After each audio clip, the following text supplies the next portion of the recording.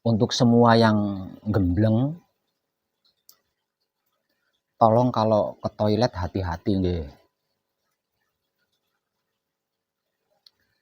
Karena itu kerannya kan sudah lama sekali. Artinya sudah ndak maksimal. Jadi kalau nutup keran, pastikan airnya ndak netes. Baru boleh jenengan tinggal. Jadi jangan nutup keran tapi nggak ngeliat gitu loh. Soalnya sore tadi ketika saya masang kain itu ndak sampai mentok nutup kerannya. Jadi airnya masih netes. Wow, itu kemana-mana airnya. Nah, airnya kemana-mana.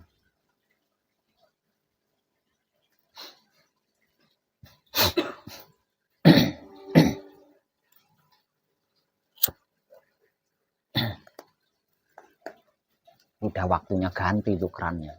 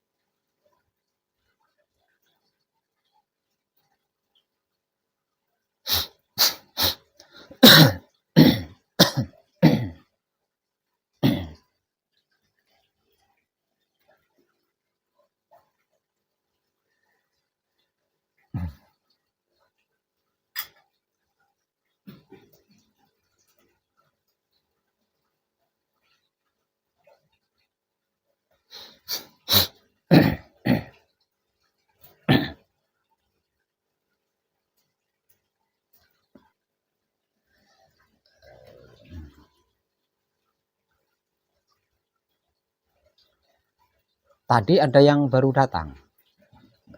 Panjenengan berdua. Dari mana Mas? Dari Ponorogo. Dua-duanya dari Ponorogo semua. Oh, enggak.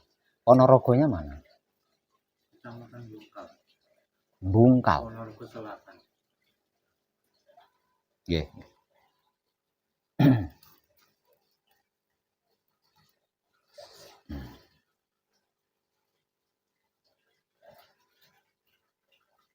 Kadangan kita malam kemarin itu kan tentang laku suci terbaik ya. Masih ingat ya?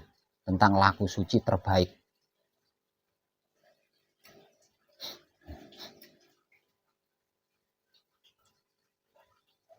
Bahwasanya manekung atau gembleng itu adalah laku bali maring asal usul sangkan paraning dumadi. Itu kalau istilah kejawennya. Kalau istilah religinya disebut sebagai spiritual inna lillahi wa inna ilahi rojiun. Berasal dari Tuhan, kembali kepada Tuhan. Itu istilah religinya. Nah, kalau istilah laku spiritual hakikat hidupnya yang sedang kita lakukan bersama adalah sampurnaning patilan urip.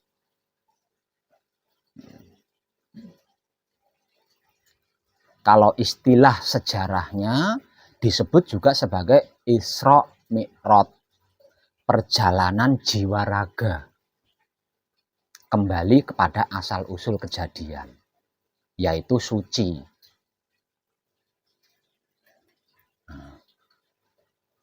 Upaya ini hanya dapat dilakukan sekali dalam seumur hidup. Tidak bisa dilakukan 2 kali, 3 kali, itu tidak bisa.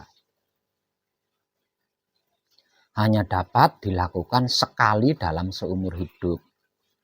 Nah, sebab karena itu, setelah selesai manekung atau gembleng, setelah selesai Isra Mi'raj, setelah selesai innalillahi wa inna ilaihi rojiun, setelah selesai bali maring asal usul sangkan parining dumadi. Setelah selesai sempurnaning urip lan pati, ini harus dipertahankan. Harus dipertahankan. Karena jika tidak dipertahankan, maka 99% kita akan kembali awam lagi kalau tidak dipertahankan.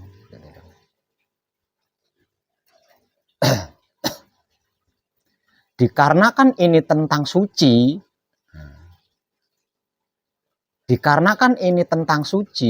maka yang bisa mempertahankan suci adalah suci lagi. Maka dari itu, upaya mempertahankan suci ini tadi disebut sebagai laku suci.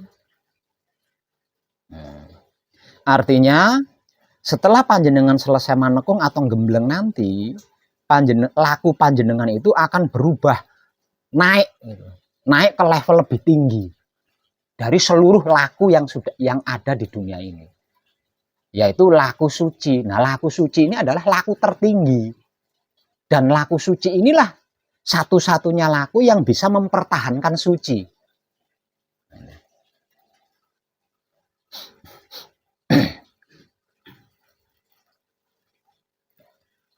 Nah, laku suci ini bukan asal laku gitu loh. Laku suci itu bukan asal laku. Coba aja dengan renungkan, laku suci. Itu ngeri loh. Kalau dibahas, laku suci itu mengerikan. Karena apa? Karena laku suci ini berarti kita merealitakan seluruh firman-firman Tuhan. Merealitakan, mewujudkan. Jadi apapun bentuk firman Tuhan yang tersurat di dalam kitab ataupun yang tersirat di alam semesta ini, kita nyatakan. Apa enggak mengerikan itu? Sehingganya apa yang dikatakan oleh Tuhan itu enggak bohong, nyata, karena kita bisa menyatakannya, bisa merealitakannya. Dan sebaik-baiknya laku suci itu bukan bertapa. Sebaik-baiknya laku suci itu bukan meninggalkan keluarga, bukan meninggalkan urusan duniawi, terus masuk ke dalam gua di tengah-tengah hutan di puncak gunung. Itu bukan seperti itu. Laku suci terbaik itu bukan seperti itu. Laku suci terbaik adalah tetap sebagai manusia lumrah, gitu ya. Tetap sebagai manusia wajar, tetap sebagai manusia natural, tetap sebagai manusia asli. Jadi harus tetap bermasyarakat, harus tetap berkeluarga, harus tetap bekerja, harus tetap itu, harus tetap ini, dan lain sebagainya.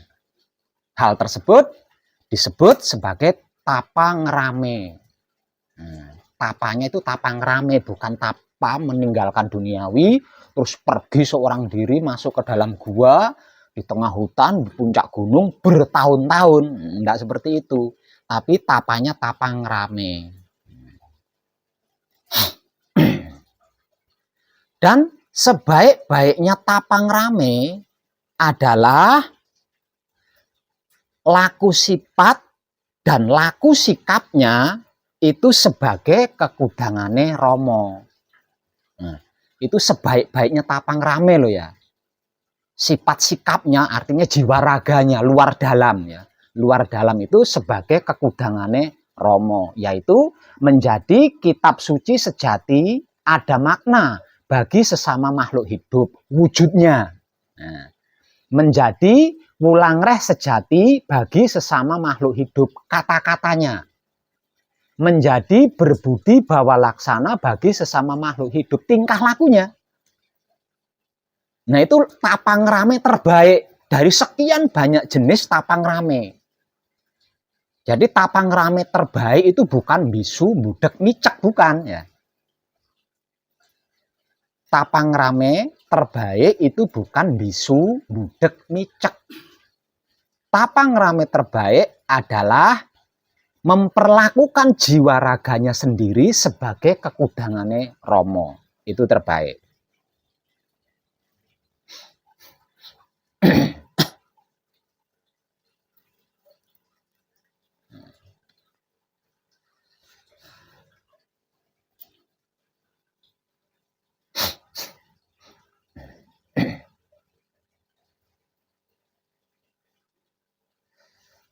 Sedangkan ketika seseorang sedang topong rame,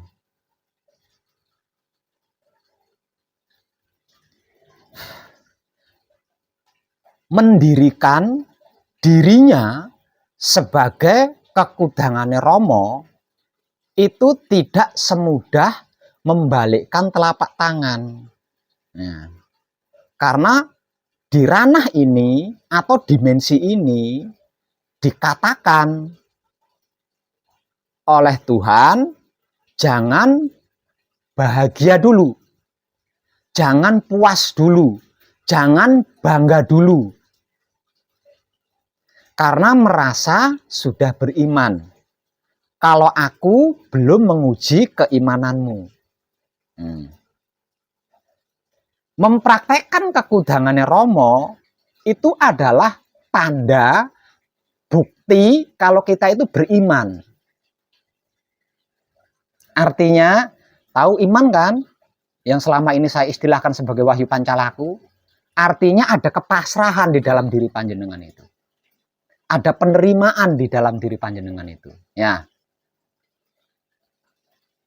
Nah, karena panjenengan sedang beriman kepada Tuhan, maka Tuhan akan menguji keimanan panjenengan.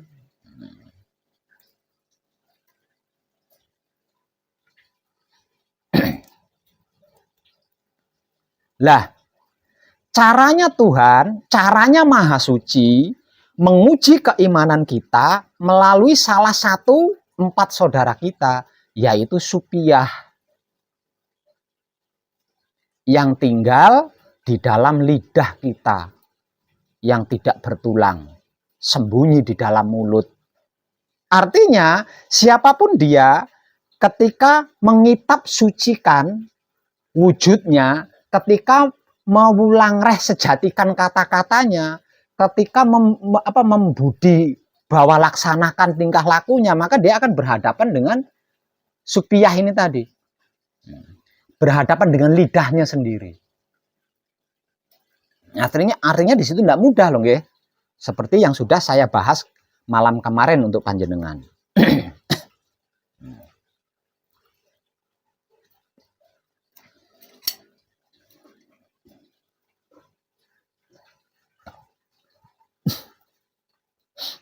Agar supaya panjenengan tidak amat sangat berhadapan dengan Supiyah ini tadi ya. Agar supaya panjenengan tidak amat sangat berhadapan dengan lidahnya panjenengan sendiri, yang sangat licin itu tadi. Maka nanti setelah panjenengan selesai manekung atau gembleng, panjenengan akan saya bantu masuk ke ranah kekudangane Rama. Agar supaya panjenengan itu tidak amat sangat, jenengan paham nggak dengan amat sangat? Di luar kemampuan panjenengan, ya, amat sangat. Agar supaya panjenengan tidak mengalami amat sangat berhadapan dengan lidah panjenengan sendiri, maka setelah selesai manekung atau gembleng nanti, panjenengan akan saya bantu masuk ke dimensi kekudangane Rama. Jadi nanti jenengan tinggal praktek aja, tidak perlu ngerancang, gitu loh. Sebab apa? Sebab kekudangannya Rama ini di dalam prakteknya itu tidak bisa dirancang, tidak bisa direncana. Oh, nanti saya akan bertemu dengan si B. Oh, saya akan berusaha semaksimal mungkin untuk berbicara hanya tentang wahyu panca gaib. Ini tidak bisa dirancang seperti itu, nggak bisa dirancang.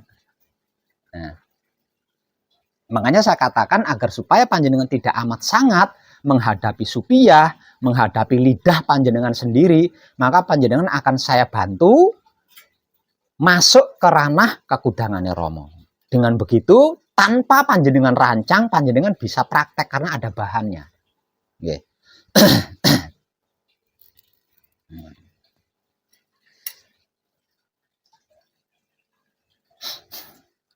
Dan bentuk bantuan dari saya agar supaya panjenengan bisa masuk ke dalam ranah kekudangannya Romo.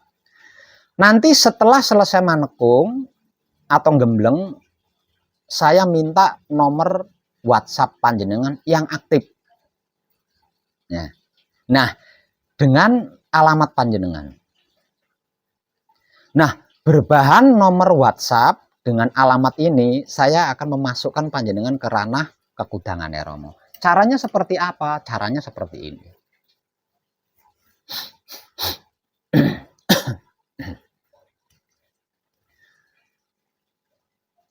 Akhir bulan ini, saya akan menciptakan teknik melakukan patrap samadhi manunggal jati. Termudah untuk sendiri loh ya, untuk sendiri.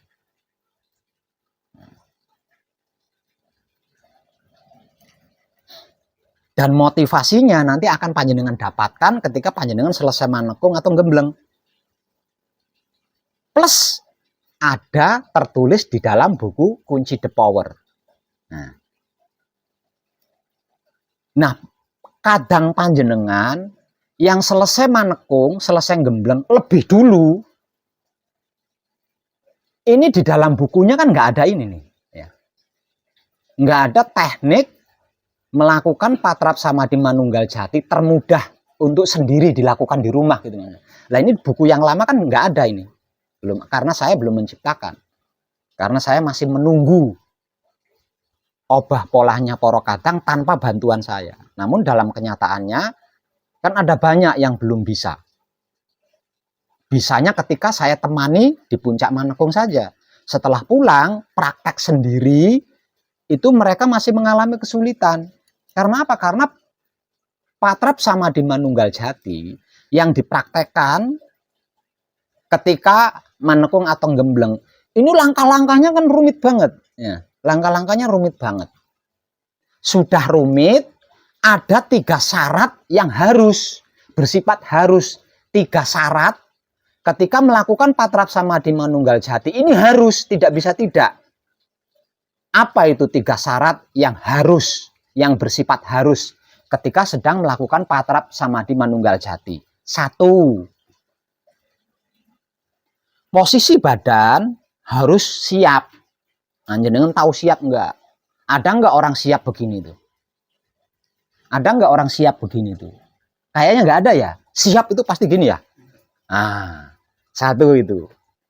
Yang kedua, situasi dan kondisi siap ini butuh waktu lama. Jadi hanya 5 menit, 10 menit, nggak bisa. Setidaknya itu harus 1 jam. Situasi dan kondisi siap, ini setidaknya harus 1 jam.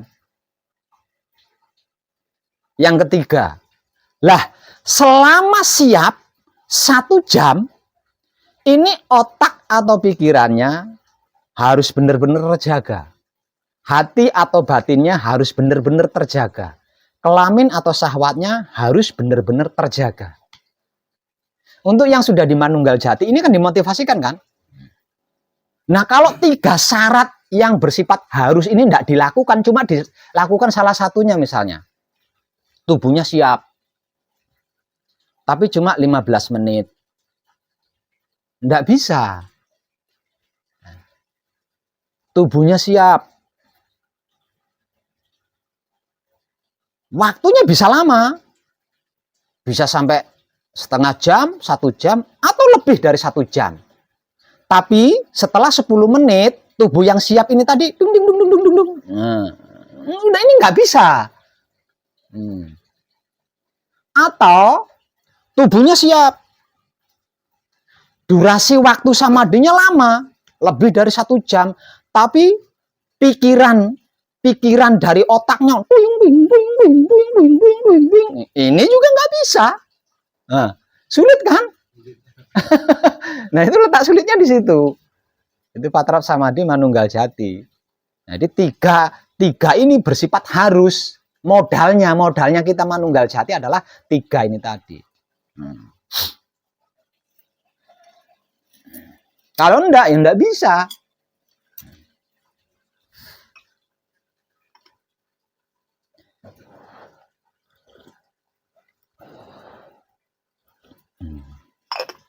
Ketika panjenengan manekung, ketika panjenengan gembleng, ketika panjenengan sedang bersamadhi, di dalam patrap samadhi manunggal jati, kalau tubuh panjenengan mengkelung kan diingatkan, ada yang mengingatkan. Lah kalau di rumah siapa yang mengingatkan? Nah ini yang menjadikan sulit. Mereka ketika praktek di rumahnya sendiri-sendiri itu sulitnya di situ karena nggak ada yang mengawasi, nggak ada yang mengingatkan. Nah, alasan inilah yang menjadikan saya menciptakan teknik patrap samadhi manunggal jati termudah untuk dilakukan sendiri di rumah. Bukan untuk manekung atau gembleng. Nah, kenapa saya katakan mudah? Karena setelah manekung, setelah gembleng kan panjenengan sudah menguasai itu. 7 titik sudah menguasai, ketika lama duduk bersamadhi juga sudah menguasai, sedikit banyaknya kan di situ punya pengalaman.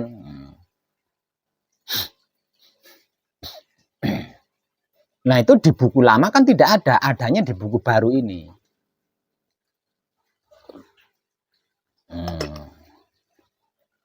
Lalu untuk apa nomor dengan alamat panjenengan, nomor WhatsApp dengan alamat panjenengan?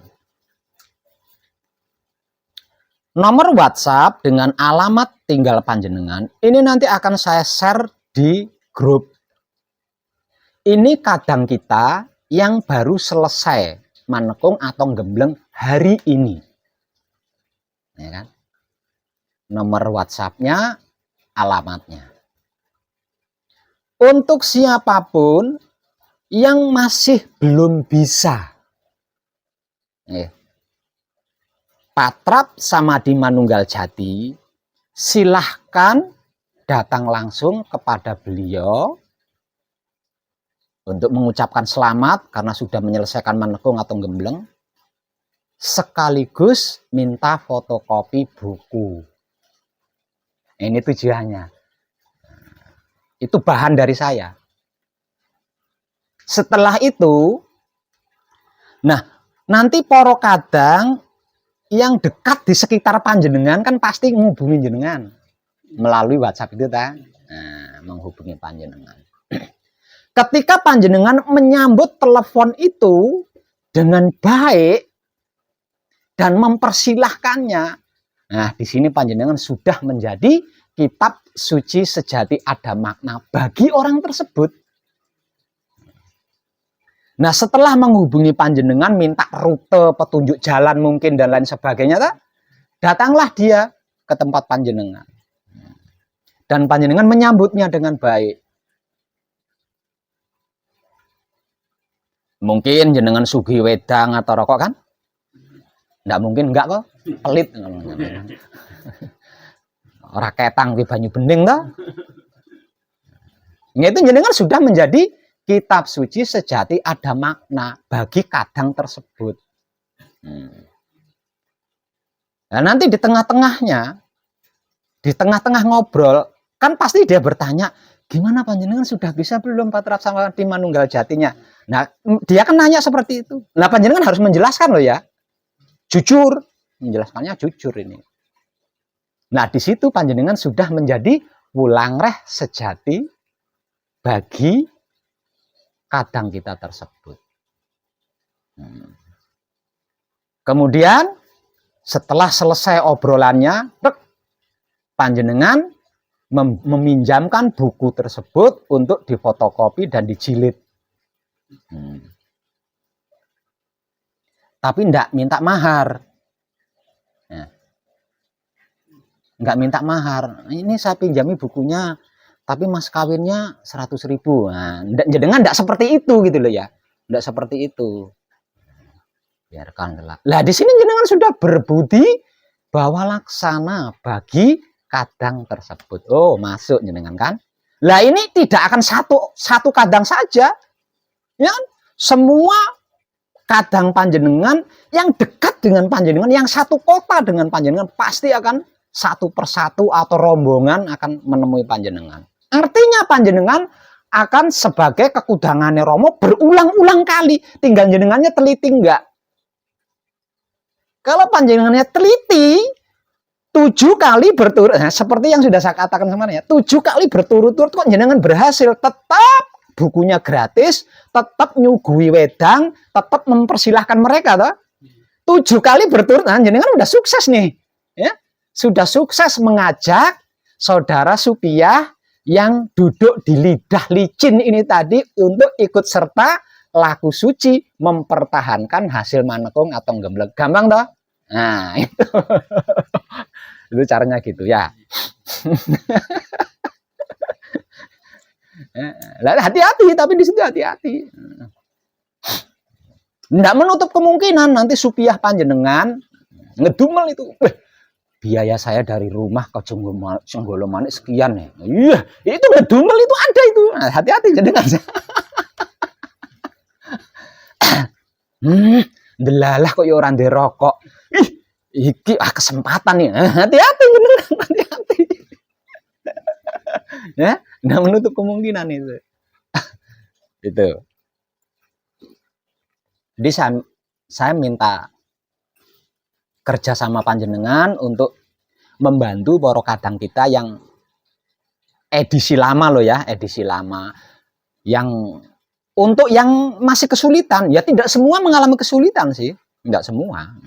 Tapi mereka yang merasa masih kesulitan kan pasti akan berusaha kan untuk datang ke pesanggerahan.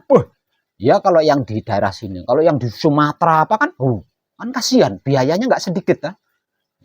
Seperti panjenengan yang dari mana Pak? Batam. Dari Batam. Nah nanti kan saya share yang ada di Sumatera kan, wah kan lebih ke sini daripada ke Jawa yang biayanya sangat mahal kan. Tuh, di situ kita sudah menjadi kekudangannya Romo. Luar biasa itu. Satu itulah. Terus jenengan juga bisa kenal ya kan sama kadang lain untuk share, untuk nanti malam Senin Paingan dan lain sebagainya kan. Enggak sendiri jenengan, enggak merasa sendiri. Oh, saya punya kadang di sana. Sedang jalan, bepergian, haus. Daripada mampir di warung paling tidak 5.000, mending mampir di rumahnya kadang, bisa mendapat bahasa-bahasa Tuhan, wedange gratis, kan gitu.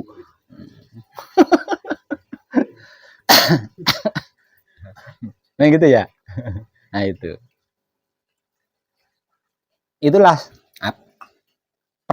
mempraktekkan diri menjadi kekudangannya Romo itu seperti itu. Nah, selain itu, aslinya saya meriang. Sepulang saya dari Madura, itu kan acara saya di sana kan mendaki gunung ya. Gunungnya pakai anak tangga dan itu jumlahnya ratusan sampai ke puncak gunung. Untuk sampai di tempat di mana yang saya maksud itu melalui tebing-tebing jadi merambat ini. Maka usia saya segini. Perjalanannya enggak dekat bolak-balik kan. Nah, itu ngefek sama saya. Jadi pulang itu saya meriang. Karena saya memberikan motivasi bla bla bla bla bla kepada panjenengan, maka saya harus mempraktekkan itu. Ya. Harus mempraktekkan itu. Saya nikmati wis awak itu pegal-pegal linu-linu pating greges sekujur badan itu pating greges tak nikmati tok. Berhasil tak nikmati matur suwun tapi enggak waras-waras. Saya buat ke sana ke sini ke sana sini. Dah akhirnya sore tadi saya buat tidur blek. Nah, ternyata gigil, adem panas saya di situ. Saya buat tidur itu adem panas. Tapi tetap saya nikmati. Nah, kesadaran otak saya, ingat panjenengan sudah 2 malam. Patrap Samadhi Manunggal Jati sudah 2 malam. Ini harus saya selesaikan. Ini harus saya selesaikan. Karena itu janji saya kan. Harus saya selesaikan.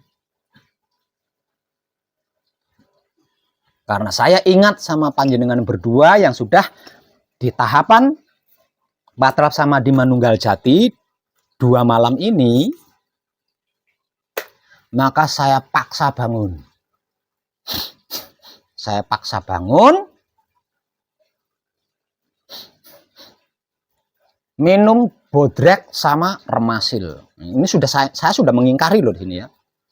Demi panjenengan loh. Nah.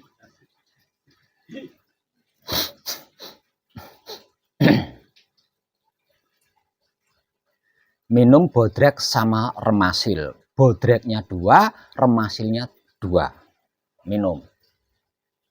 Nah, setelah minum bodrek 2, remasil 2, nah perutnya bunyi, kruyuk. Oh, lapar.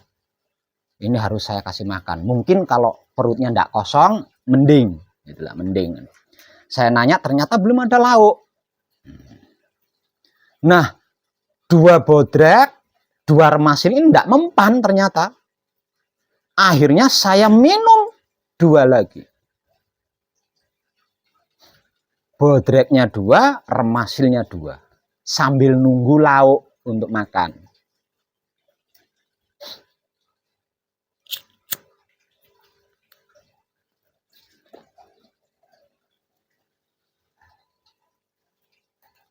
Terus saya buat ngeletak, saya buat tiduran lagi. Ada reaksi itu. Ada reaksi. Kayak mau keluar keringat gitu ya.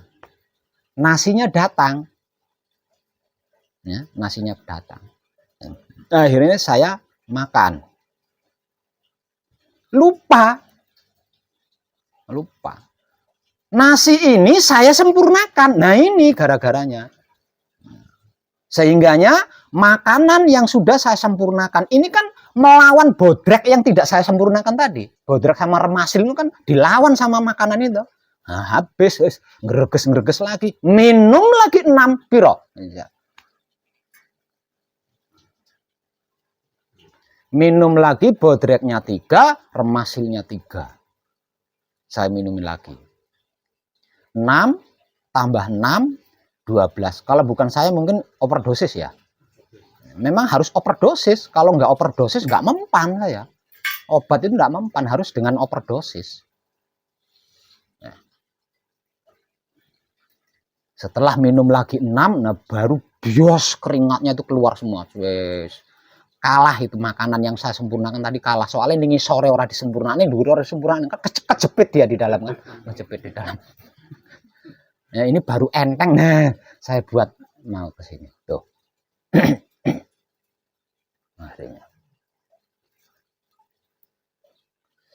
Walaupun saya melanggar dan saya berani melanggarnya karena apa yang saya lakukan adalah termasuk kekudangannya Romo. Tuh.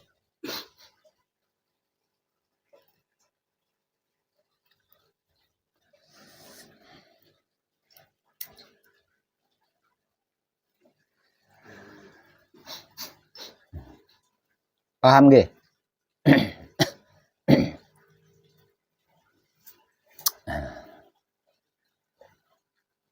Dan kadangan kita malam ini saya ingin mencerahkan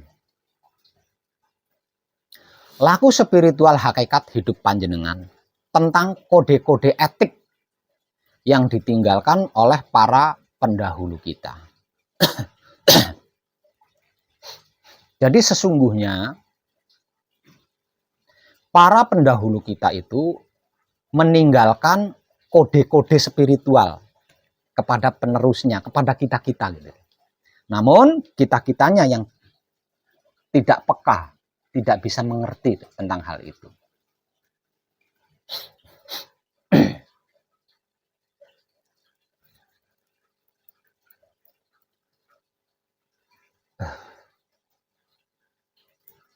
Kode etik yang ditinggalkan oleh para pendahulu kita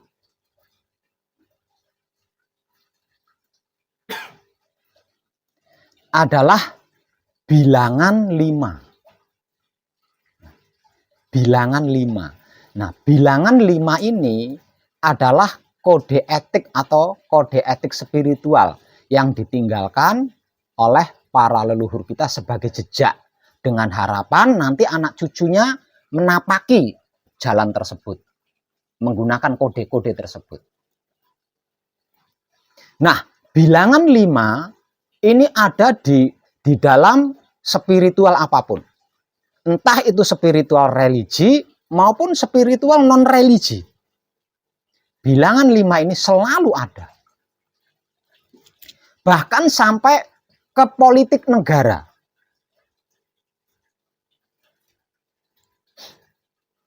Bilangan 5 itu apa sih? Bilangan 5 itu tak lain dan tak bukan adalah wahyu panca gaib yang paling utama kan itu. Wahyu panca gaib dan wahyu pancalaku. Wahyu panca gaib dan wahyu pancalaku ini kan aslinya. Nah, untuk dapat mencapai titik wahyu panca gaib dan wahyu pancalaku, para pendahulu kita itu meninggalkan jejak gitu loh. Meninggalkan kode-kode. Agar supaya tidak terlalu lama bisa langsung menuju ke titiknya wahyu panca gaib. Tujuannya seperti itu.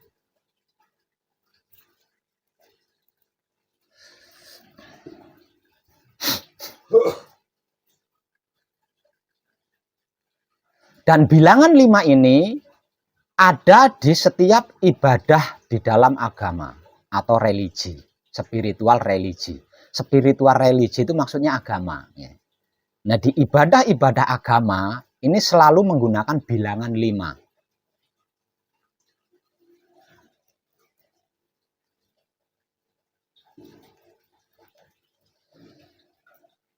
Terus inti daripada keilmuan tauhid atau ilmu tauhid atau ilmu ketuhanan itu juga selalu menggunakan bilangan 5 tentang apapun itu ya, tentang apapun. Kode atau jejak yang ditinggalkan oleh para pendahulu kita terakhir, yang ditinggalkan terakhir itu ketika Presiden Republik Indonesia pertama masih hidup.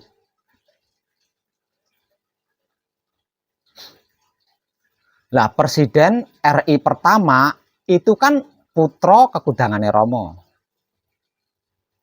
Nah, semasa beliau masih menjabat sebagai presiden, itu Pak Semono Sastro Hadijoyo masih hidup. Artinya, secara spiritual yang membimbing Presiden RI pertama adalah Romo Semono Sastro Hadijoyo. Itu yang membimbing spiritualnya loh ya.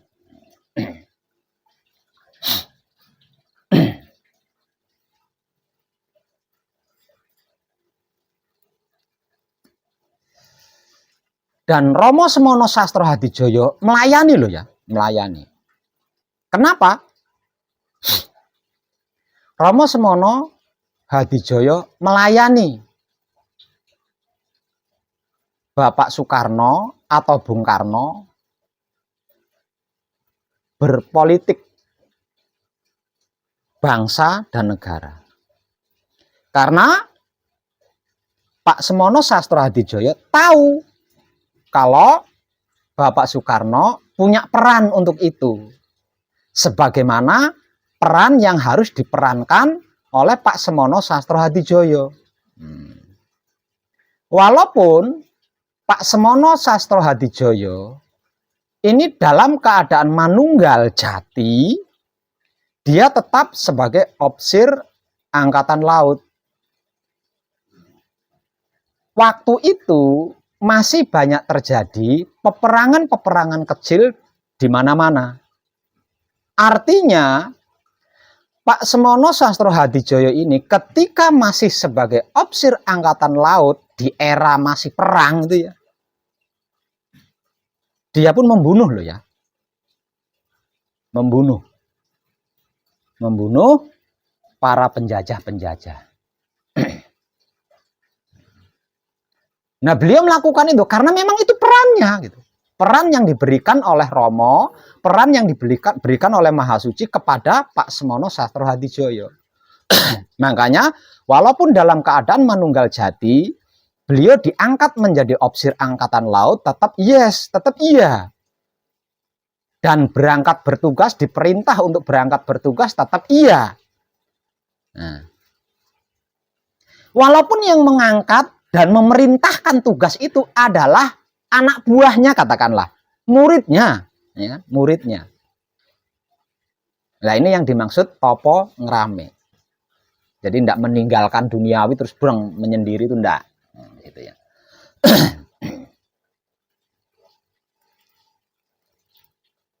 Pada suatu ketika Presiden RI pertama ini ingin meninggalkan jejak spiritualnya secara berbangsa dan bernegara kepada penerusnya nanti.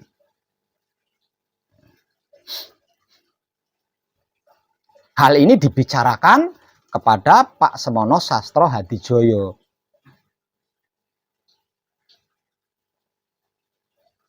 Kurang lebih dengan kata-kata atau bahasa seperti ini. Kalau Wahyu Pancalaku, terakhir kan Wahyu Pancalaku ya. Bukan Wahyu Pancagaib.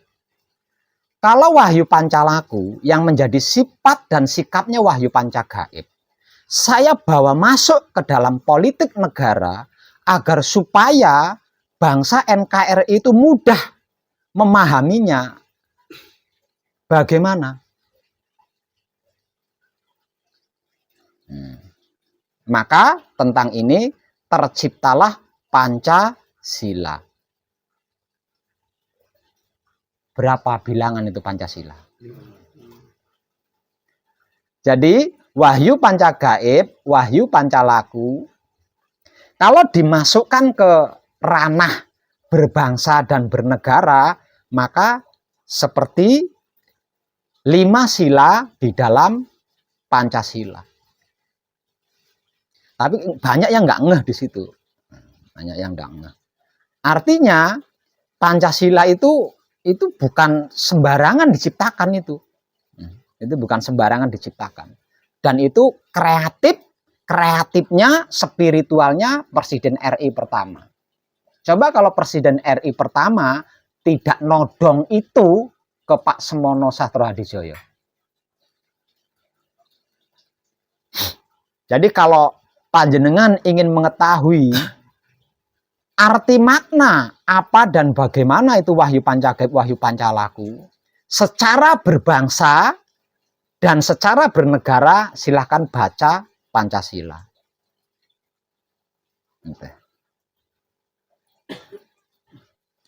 Sila pertama adalah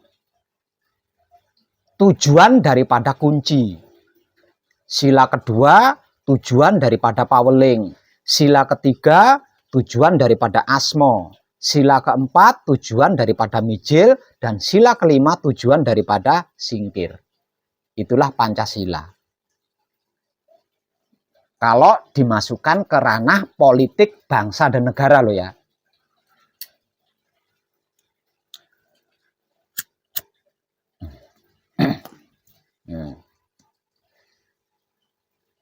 Jadi Wahyu Pancagaib adalah ranah universal. Wahyu Pancagaib adalah ranah universal. Kalau Wahyu Pancalaku adalah ranah pribadi. Nah, kalau Pancasila adalah ranah berbangsa dan bernegara.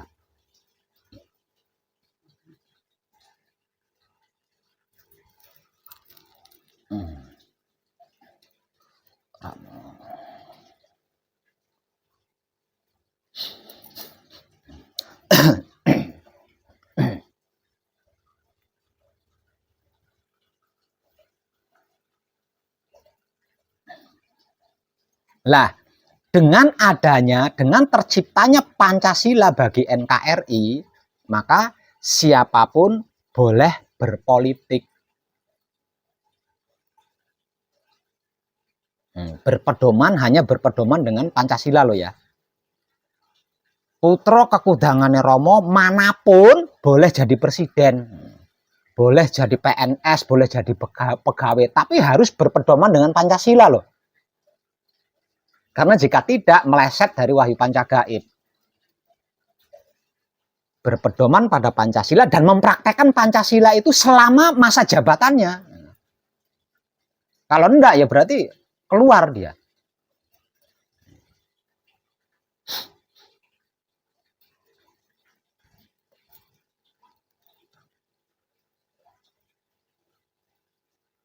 Lah dari sini kita bisa mengambil kesimpulan bahwasannya wahyu pancagaib, wahyu pancalaku di sudut manapun nggak ada tidak benarnya. Tidak ada tidak benarnya.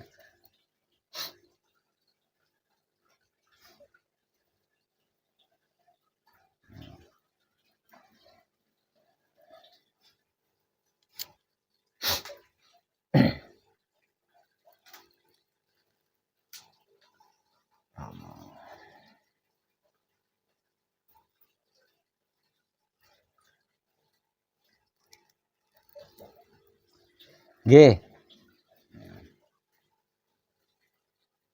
Nah, dengan kerjasama saya tadi bagaimana? Setuju? Setuju. Nah, ya. Toh hanya melalui grup, bukan melalui YouTube ya, hanya melalui grup. Artinya hanya sesama kadang yang akan mengetahui, bukan orang-orang awam. Tapi ingat, siapapun yang datang menemui panjenengan tentang buku itu, panjenengan harus bertanya dulu, panjenengan sudah selesai manekung atau gembleng apa belum? Ya, kalau belum jangan berikan, ya, jangan berikan karena itu bahaya.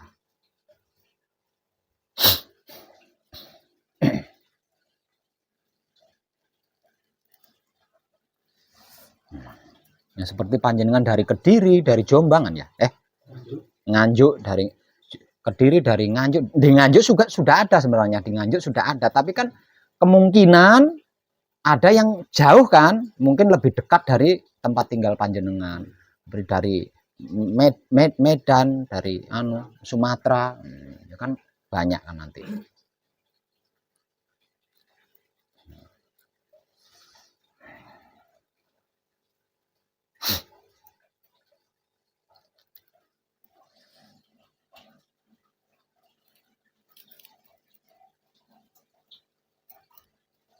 Selanjutnya saya ingin menyediakan waktu lagi buat panjenengan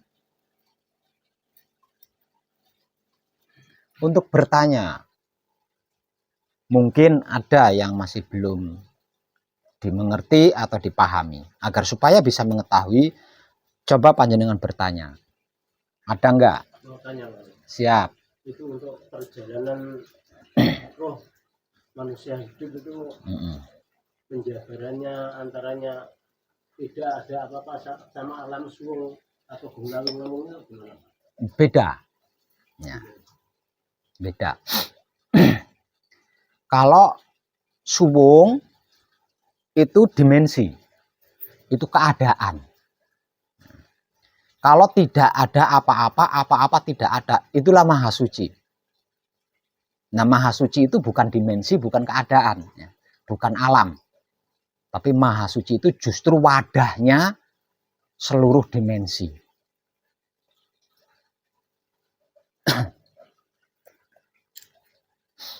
Jadi penggambaran kehidupan di sana itu mempunyai dua sudut.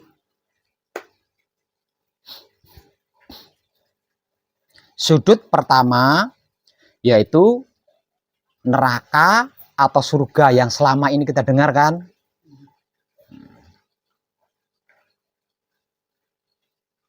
Sudut yang kedua adalah tidak ada apa-apa, apa-apa tidak ada.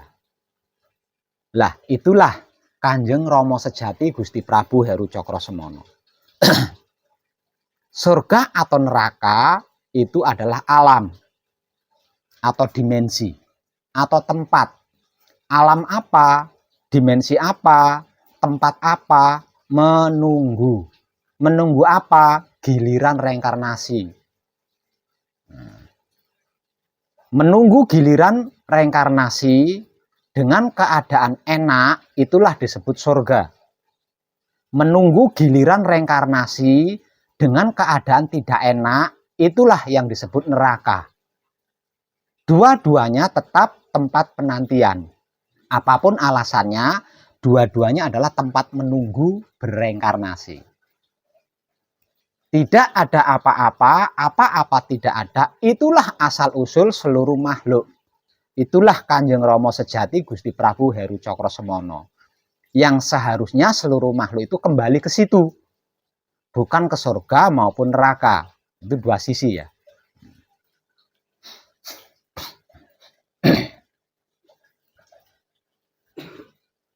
Secara simpel, surga atau neraka adalah untuk orang-orang yang gagal sempurna.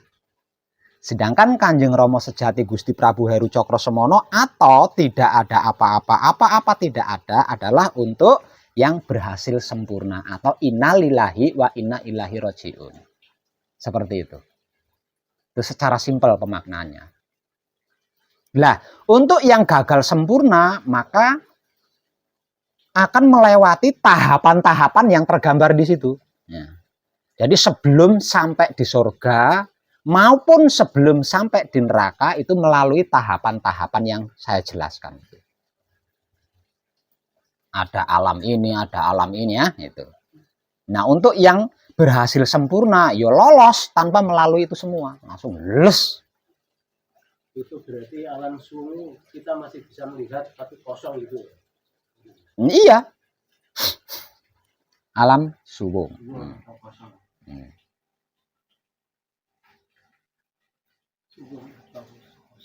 Ya.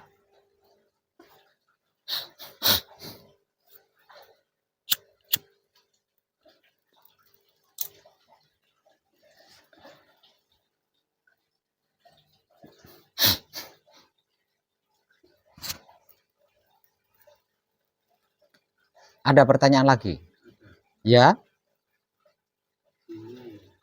Pernah saya dengar bahwa Tuhan itu kosong namun isi namun kosong. Itu maksudnya gimana?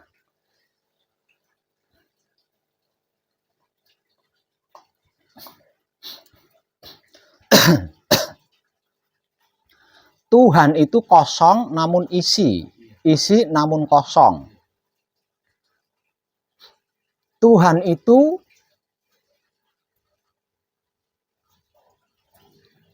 latu sak jerone geni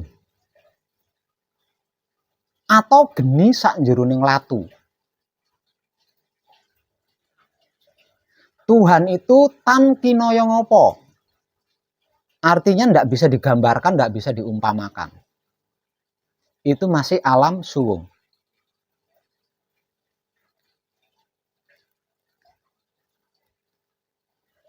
Itu masih alam suwung. Kenapa? Karena tidak menyaksikan Tuhan. Karena tidak menyaksikan Tuhan. Tuhan itu bisa disaksikan. Sebelum hidup kita masuk ke jasad kita, itu awalnya berhadapan dengan Tuhan dulu.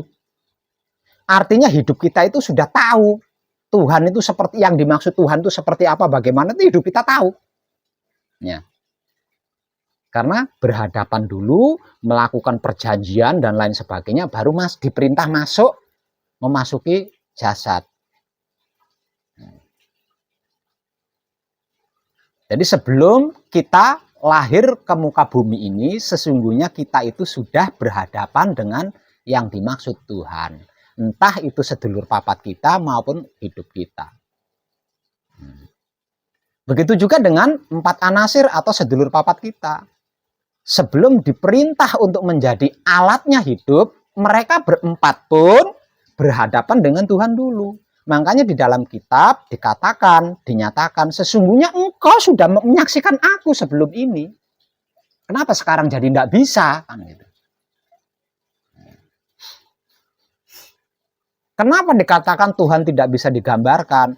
Kenapa dikatakan Tuhan tan kinaya ngopo? Karena kira-kira. Jadi tidak berani memastikan kan? Sedangkan untuk berbicara tentang Tuhan ini harus nyata. Artinya harus sudah menyaksikan. Kalau belum menyaksikan tidak bisa. Ya, tidak bisa. Tidak akan berani orang menyatakan Tuhan, yang dimaksud Tuhan itu seperti apa dan bagaimana kalau belum menyaksikan Tuhan. Karena tidak boleh kira-kira di situ. Lah daripada kedosan, kalau bahasa Jawanya ya mending dikatakan tan kinaya ngopo, tidak bisa digambarkan. Nah, daripada dosa menjelaskan, oh Tuhan itu seperti kerbau. Padahal Tuhan nggak seperti kerbau, kan dosa toh. Sudah melecehkan Tuhan. Soalnya kira-kira toh, kira-kira kan bisa saja meleset. Seperti itu. Jadi tafsiran tentang yang dimaksud Tuhan itu ada di alam suwung. Nah, alam suwung itu puncak tertinggi di dalam kejawen, di dalam Islam Jawa atau Kristen Jawa atau kejawen itu suwung itu udah tinggi tuh, tinggi. Dan semua yang sampai di suwung enggak berani lah wong enggak menyaksikan Tuhan, mau menggambarkan Tuhan bagaimana lo wong enggak menyaksikan Tuhan.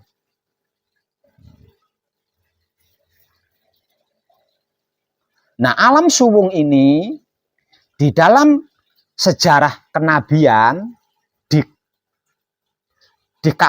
diceritakan tempat di mana Jibril dengan Muhammad berpisah. Itulah alam suwung. Ya. Setelah melampaui 6 langit, ya. Setelah melampaui 6 langit, nah, langit ketujuh ini kan pertemuan antara Nabi dengan Tuhan. Lah Jibril kan nggak bisa masuk ke dimensi Tuhan ini, kan nggak bisa masuk.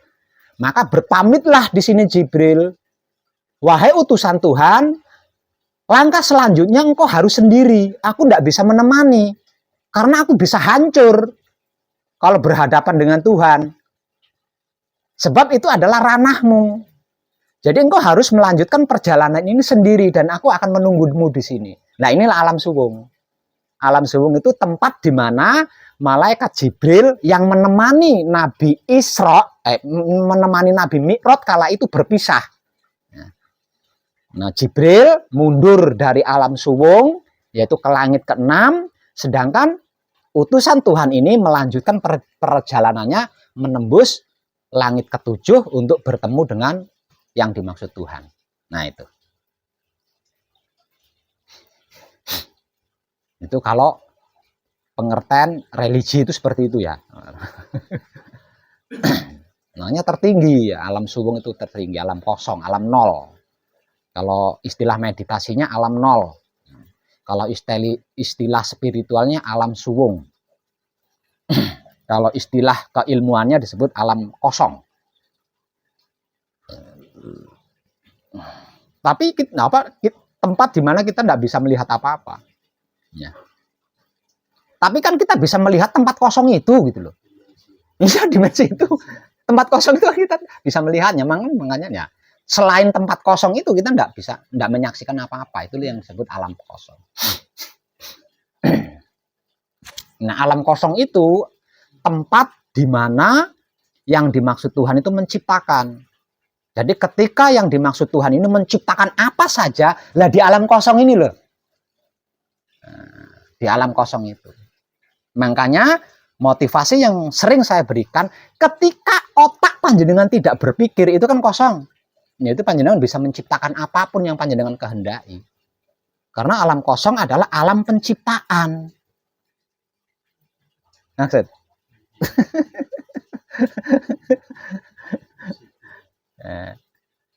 Nah, itu tujuannya kenapa harus diam, harus menonaktifkan, tujuannya apa ya itu. Nanti ilmu ini kalau panjenengan kuasai, teknik ini kalau sudah panjenengan kuasai, panjenengan di rumah sendiri, dalam keadaan mandiri, panjenengan bisa menciptakan apa saja yang panjenengan mau. Dalam keadaan kosong itu tadi, dalam keadaan suwung itu tadi. Apapun. Lah Tuhan menciptakan apa saja, kan apapun diciptakan oleh Tuhan itu di alam suwung itu tadi. Itu kalau istilah Jawanya hidup tanpa senggolan, aduh tanpa wangian itu sama dengan spiritual di alam suwung itu tadi. Kesimpulan yang didapatkan di alam suwung itu tadi. Karena kira-kira kan tidak bisa memastikan. Ada pertanyaan lagi?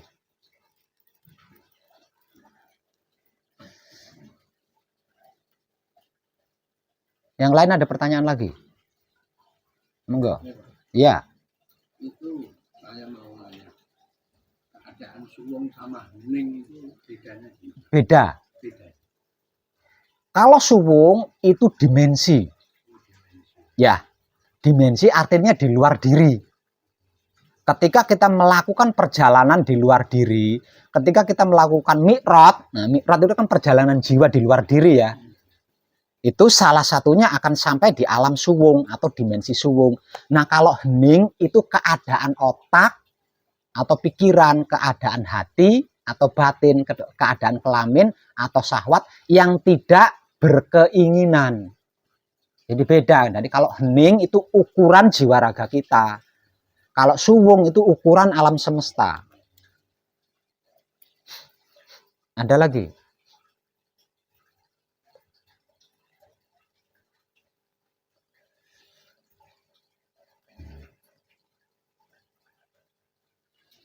Monggo, ada lagi yang mau bertanya? Yang lain, bapaknya mungkin? Ada pertanyaan? Pertanyaannya kalau lagi sama dulu Pak, di belakang sakit sekali. Sudah dikatakan berulang kali. Apapun yang panjenengan alami ketika patrap maupun semedi, itulah prosesnya. Nah, itulah prosesnya. Dan proses itulah yang akan menyelesaikan seluruh laku kehidupan panjenengan. Tanpa proses itu, bagaimana menyelesaikan laku kehidupannya itu bagaimana? Dan apapun prosesnya, dipikir ya selesai, tidak dipikir ya selesai. Lah terus milih mana? Milih tidak usah dipikir, nggak capek kan?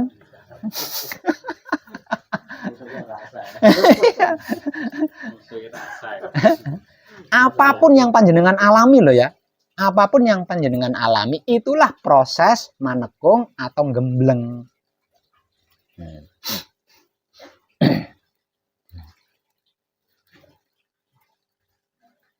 Ada lagi?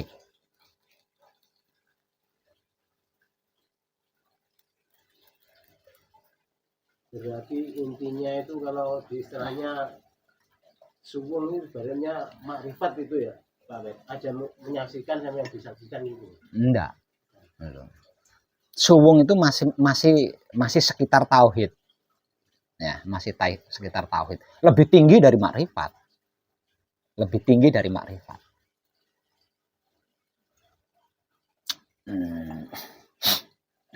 Namun di alam suwung, kalau seseorang itu berhasil mengenali dirinya itu siapa,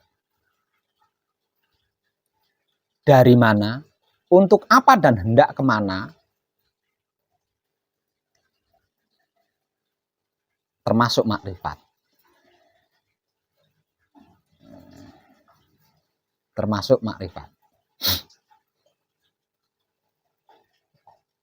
Jadi kalau kesadaran kita kesadaran tinggi, kalau kesadaran kita kesadaran murni, sesungguhnya di alam suwung itu kita bisa mengenali apapun, karena apapun itu diciptakan di situ. Kita ya diciptakan di situ, pohon diciptakan di situ, hewan-hewan semua diciptakan di situ. Artinya di alam suwung itu adalah alam untuk bisa mengetahui apapun yang sudah diciptakan di tempat itu. Harusnya seperti itu. Bukan tidak menyaksikan apa-apa. Kecuali Maha Suci. Maha Suci tidak bisa disaksikan di situ. Karena setelah menciptakan dia sebagai dirinya sendiri kan. Dia berada di alam suwung itu ketika menciptakan sesuatu saja.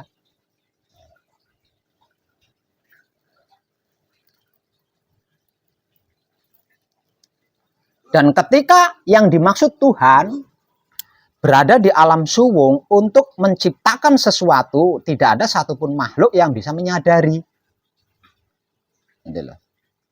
Nggak ada satupun makhluk yang bisa menyadari.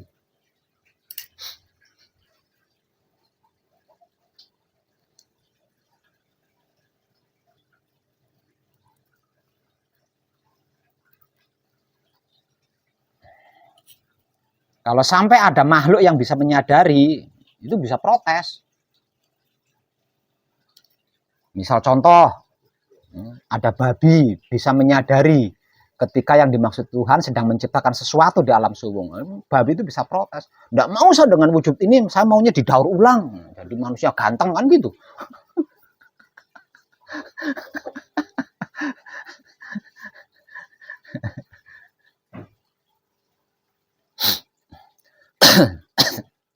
Ada lagi pertanyaan?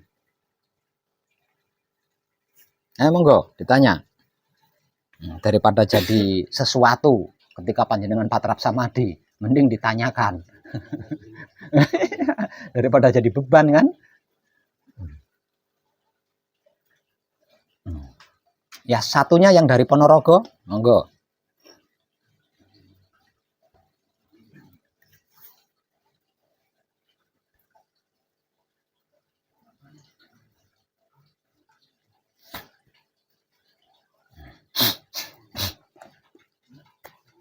Panjenengan dari mana? Di Kalimantan Timur. Yang dari Kalimantan Timur. Wah, ini keren ini, dari Kalimantan Timur itu ada beberapa itu. Nanti kan bisa menghubungi panjenengan tentang buku itu ya, untuk kadang kita yang di Kalimantan khususnya. Kan lebih dekat daripada nyebrang ke Boyolali. Nilai ya. Nah, untuk mempermudah gitu loh. Soalnya siapapun dia, kalau sampai mempersulit spiritualnya orang lain, wah ini ya ini wis bukan manusia lah. Nah, ketika ada manusia mempersulit spiritualnya manusia lain, ini bukan manusia ini. Itu. Makanya dengan ini nanti akan semakin mudah toh ke depannya. Setiap yang selesai menekung diketahui ya, ini sudah. Artinya kan mempraktekkan kekudangannya Romo semua pada akhirnya kan. Ya. Nanya biar klik. Nggih. Gen kulon itu lingkungannya religi fanatik. Jadi saya ini dekat kepong masjid. Hanya saya sendiri di lingkungan pembahasan itu. Iya. Mengenalimu. Nah, ini sementara itu saya diam, tidak ada orang ngerti.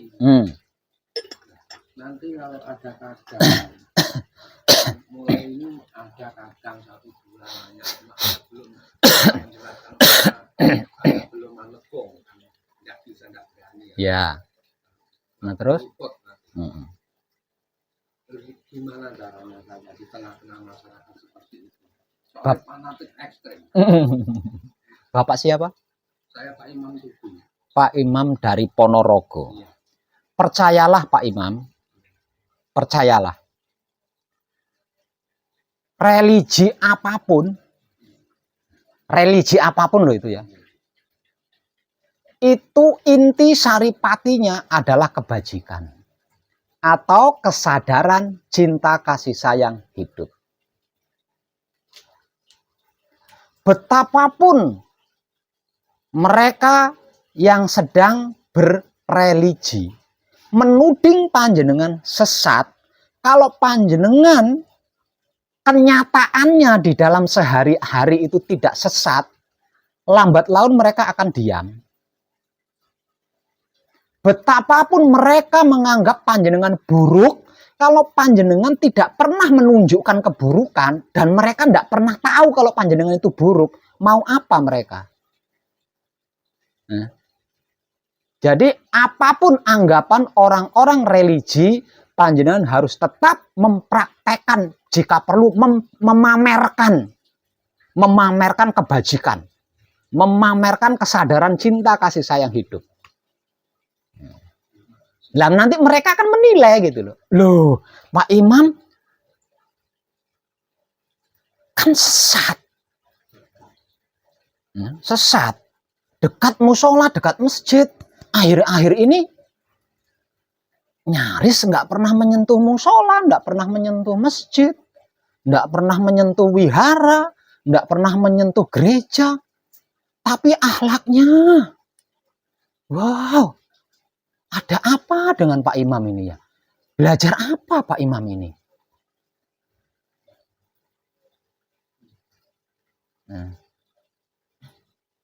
Selama ini kan orang-orang menuding Pak Imam itu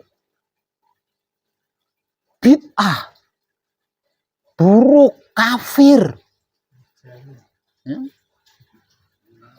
munafik. Tapi saya perhatikan setiap hari, saya yang beragama saja belum melakukan seperti apa yang dilakukan oleh Pak Imam. Saya yang beragama saja belum pernah melakukan apa yang dilakukan oleh Pak Imam. keren sekali Pak Imam ini. Wah, ini makanan apa ini yang sedang dimakan sama Pak Imam? Kan gitu. Karena apa? Ini era kebangkitan spiritual Nusantara, Pak Imam. Orang hanya akan memandang realita. Ya. Semua orang hanya akan menyaksikan, mau memandang realita. Betapapun Pak Imam mengaku gue imannya paling tapi kalau perbuatannya bejat, siapa? Yang akan memandang siapa? Paham Pak Imam? Jadi jangan takut religi ekstrim aja. Tetap inti saripatinya adalah kebajikan atau kesadaran cinta kasih sayang hidup. Kalau panjenengan dibenci oleh orang-orang religi, tunjukkan balasan panjenengan berwujud cinta. Kalau orang-orang religius mengfitnah panjenengan, tunjukkan kepada mereka bentuk balasan panjenengan berwujud kasih. Kalau orang-orang religi menyakiti panjenengan, berusaha menghancurkan panjenengan, tunjukkan kepada orang-orang religi itu balasan panjenengan berupa sayang. Itu orang-orang religi belum tentu melakukan itu Pak Imam. Nah, panjenengan melakukan tuh, waduh berarti selama ini saya salah paham ini sama Pak Imam ini. Saya kira Pak Imam sesat, ternyata wow keren gitu. Wah ini saya jadi malu sebagai orang ahli religius, saya jadi malu sama Pak Imam. Bisa seperti itu yang saya alami selama ini seperti itu.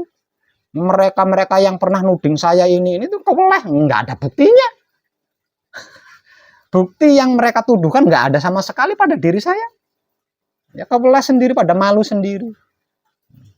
Yang tidak malu datang, ikut belajar. Yang malu kan bertahan sama gengsinya. Wah, saya dulu pernah, izin, tapi aku butuh. Ya, mereka tersiksa sendiri itu.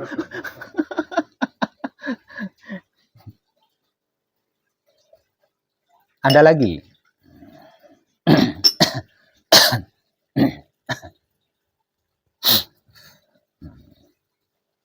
Tapi tetap harus bermasyarakat, Pak Imam G.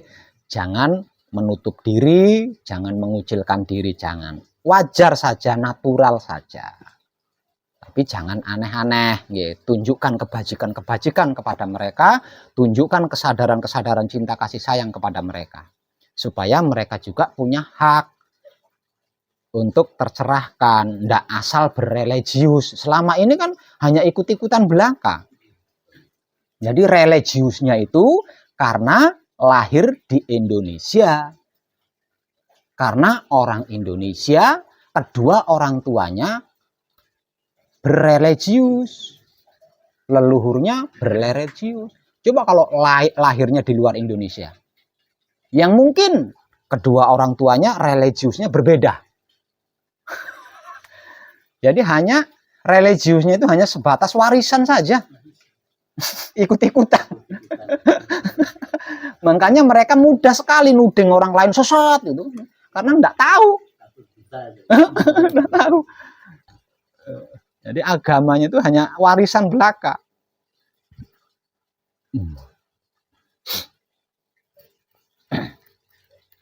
Ada pertanyaan lain? Lagi? Monggo.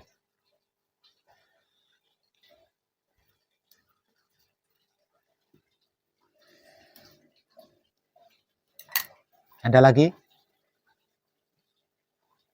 Bapaknya? Nah, kok enggak? Jangan enggak lah. Belum ada. Panjenengan jauh loh. Tapi walaupun panjenengan tidak, nyaris jarang bertanya, buku kunci The Power itu lengkap Pak ya. Jangan bisa mengetahui dari situ, walaupun tidak bertanya loh. Mungkin ada di dalam pertanyaan, nanti jenengan buka buku itu mulai terkejawab semua pertanyaan-pertanyaan itu. Komplit, bukunya itu komplit. Ketambahan tentang tata cara teknik Patra Samadhi Manunggal Jati yang termudah ini untuk dilakukan sendiri di rumah. Oh, lebih lengkap lagi di situ. Bisa jadi jenengan sudah nggak butuh saya lagi. Nanti kalau ada kekurangan beli Pak.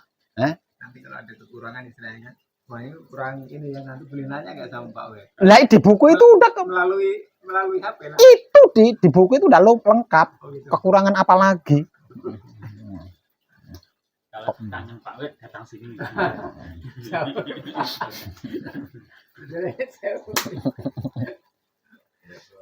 sudah ikut-ikutan anak saya praktek itu Oh ya malah sambil anu itu itu malah bejo. Ya enggak apa namanya? Ini kan era kebangkitan spiritual Nusantara. Nah, spiritual Nusantara itu babonnya kan Wahyu Pancagaib, Wahyu Pancalaku, babonnya kan sedulur papat kali mau pancer. Akhirnya artinya kesadaran manusia hidup kan mulai terbuka di situ.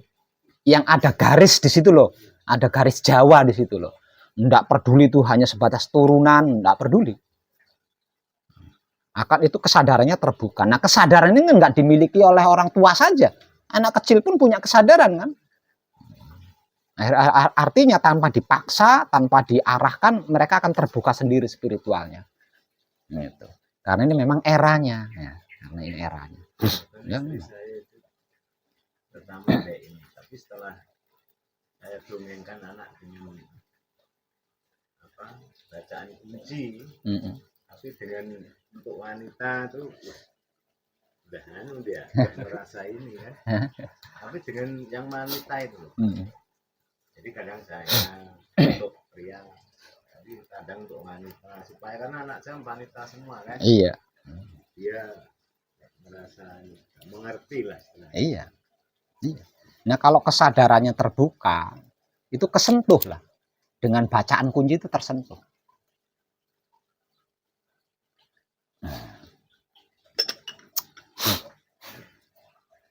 Itu untuk mencapai mihrot itu harus ada pendampingnya. Pertama kali. Soalnya kalau pencapaian pertama kalau nggak ada yang dampingi, betah kerasan nih ngono. Iya kan, utang lunas, masalah selesai kan. Lunasnya kan seorang dia tanggung jawab bayar utang toh, lha wis ning kono. Iya 12 orang gelem balik. Iya orang gelem balik neh wis po enak ngono. Untuk pertama kali harus ada yang mendampingi. Nah, nanti kedua, ketiga kalinya bisa dilakukan sendiri. Nah, kita membutuhkan pencapaian itu 7 kali berturut-turut. Kalau sudah mencapai titik itu 7 kali berturut-turut, 1 kali didampingi, 6 kalinya kan dilakukan sendiri. Sudah 7 kali, oh jenengan wis kaya mlebu metu ning omahe dhewe. Gampang, Bang. Saya mau panjenengan masih belajar. Masih belajar.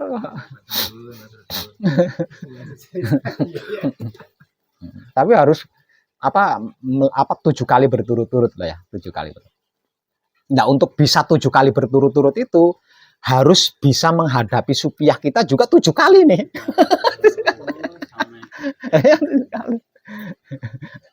Berarti kalau mihrot nggak perlu berlama-lama. Enggak. Wis karek ting wis tekan.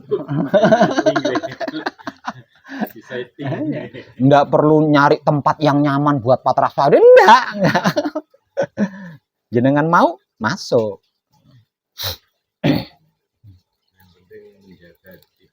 Ya, iya itu yang ekstra kan itu menjaganya itu tadi.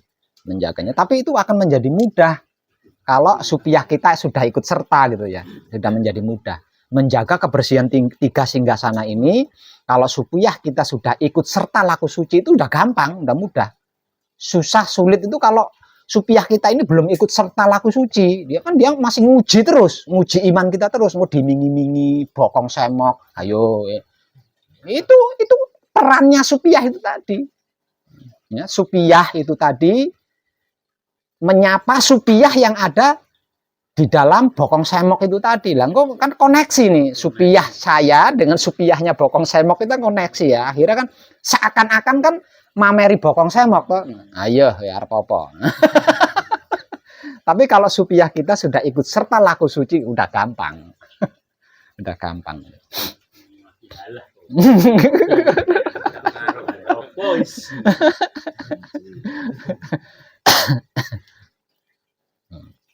Bosan orang Jawa sekali masih dosa gitu. Orang ngono kuwi. Semua iki. Nah, ibadah. Oh iya. Ana bokong sewok liwat ibadah. Tapi ndak sesuatu loh. Ya. Tetap melihat tapi ndak sesuatu. Iya, tadi ora enak apa-apa, wajar, lumrah biasa saja. Tapi kalau begitu melihat engko bengi, wah ketok-ketoken. Nah, iku.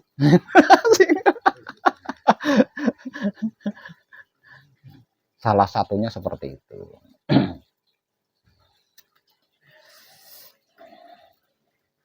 Ada lagi pertanyaan? Ada? Sambun? Sambun. Kalau sudah, maka kadangan kita malam ini cukup, nggih. Terima kasih dan tercerahkan kita semuanya.